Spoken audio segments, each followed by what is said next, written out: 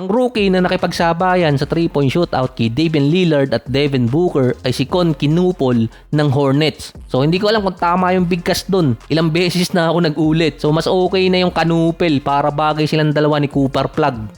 Sa first round, naka 27 points siya. Kinapos lang nung final round, nasa 17 points. Bukod doon, 2 3-point shot na lang ang lamang ni Donovan Mitchell kay Kon Kinupal, Kinipol. Nasa 43% shooting pa siya mula sa 3-point area. Pero back to basic muna, ito yung NBA background story ng isa sa best guard at rookie sa NBA ngayon. Ang mukhang 60 years old pero 20 years old pa lang, si Kon Kinupol ng Hornets. Nagmula siya ng Milwaukee. Hindi siya yung tipo ng player na household name. Pero yung pamilya niya, household name kung sa area nila. Dahil yung parents niya, mga legends pagdating sa college, bukod pa yung mga tito. Kaya siguro magaling din na player talaga si Kon Kanupel. Dahil yung tatay niya na may pangalang Kon, siya yung unang kupel, Kanupel na may hawak ng record sa junior college sa may pinakamaraming points. Ang nanay naman niya na si Chari ang record holder ng UW Green Bay bilang leading scorer. Ang tatlong tito naman niya naglaro sa 3-on-3 team na nag-dominate sa gas maker circuit.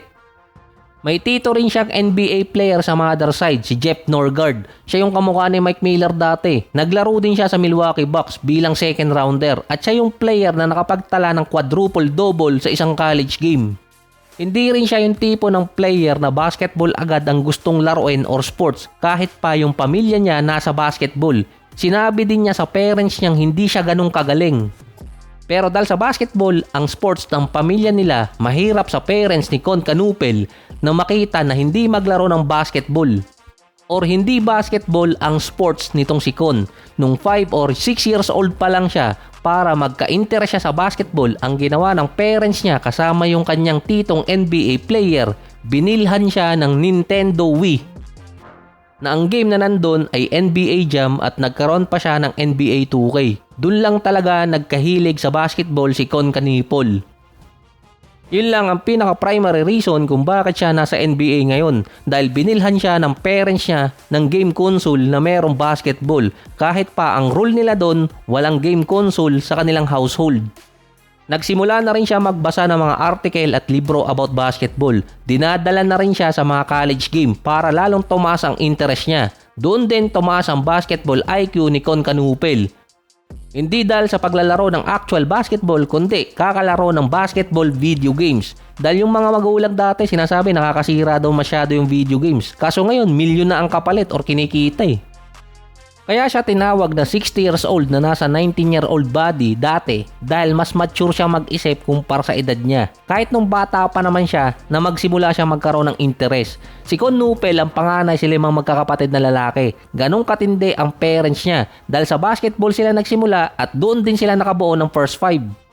Higit sa 5 or 6 ang kanya naging mentor pagdating sa basketball dahil nga basketball family yung Kanupel. Naglaro pa siya doon sa Lutheran High School sa Wisconsin. Sa freshman year, decent number naman.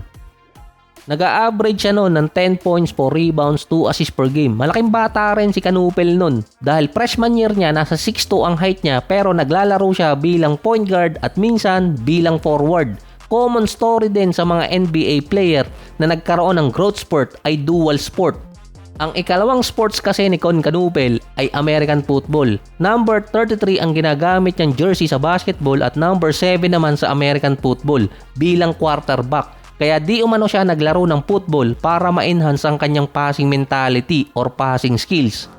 Dahil ang position niya point guard, namamali pa minsan ng mga scout sa kanya dahil nalalagay siya sa American football ranking na akala ng mga scout number 9 rank siya pagdating sa American football pero yun ang ranking niya sa basketball dati pagdating sa rival.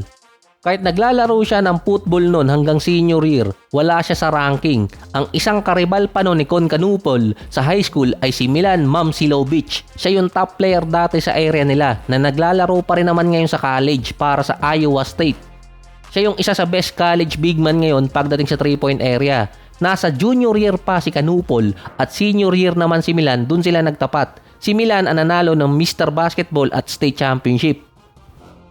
Pagdating naman ng senior year, si Kon Nupel nasa 6'6 na ang height pero sa mga write-ups nilagay siyang 6'7 or 6'8. nanalo siya ng state championship at Wisconsin Mr. Basketball na mayroong record na 30-0.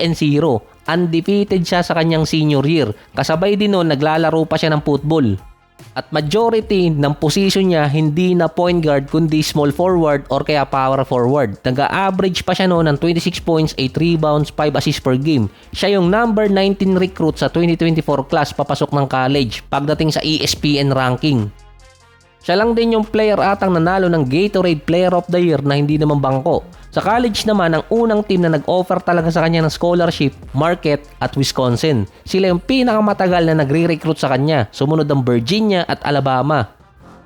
Pero ang iniintay ni Con Canipol ay ang Duke dahil tinawag niyang NBA Factory. Marami kasi naman talaga mga players ang galing sa Duke at isa sa best chance na makapasok sa NBA kung sakaling i-recruit siya.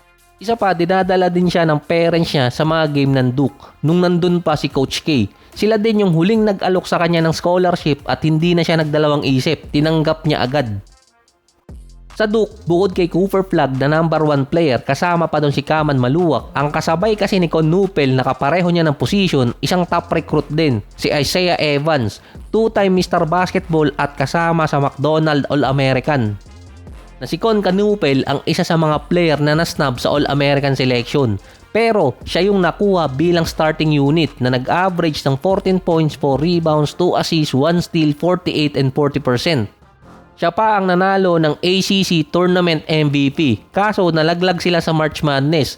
Agad naman nag-declare nun si Canipol sa NBA draft. Napili siya ng Hornets bilang number 4 sa draft. Kasama naman talaga siya sa projected top 5 selection. Ang number 3 pick naman kasi mga best player talaga yun, walang tapon. Kaya din siya pinili ng Hornets kumpara kay Ace Bailey na projected number 3 dapat at papatak pa si BJ Edgecombe sa number 4 dahil nga mostly umiiwas siya sa mga top team noon na pipili sa draft. At si Con Canupel, ang best available shooter na based pa sa scouting report ng Hornets sa yung pinakamalapit sa game ni Klay Thompson. Saka may itsura din, maraming sikat na magiging chicks. Based din kay Coach Charles Lee ng Hornets, fit kasi sa culture nila si Con Canupel. Mukhang tama naman dahil isang factor talaga dun, wala sa Hornets ang merong maturity. Si LaMelo Ball maituturing na siyang veterano pero marami mga rumors na mas inuuna niya yung forma at Instagram kaysa laro. Si Miles Bridges naman hindi mabuhat yung team at siya din yung player na isang araw na lang bago pumirma ng malaking kontrata hindi nakapagpigil. Si Brandon Miller ilang beses pang na-injured at saka bata pa rin naman siya nasa rookie contract pa. Si Con Nupel lang ang nagpaayos ng maturity ng team ng Hornets. Kaya din siya tinawag na old soul or 60 years old na 19 years old dahil yung mga hilig niya mga old school din.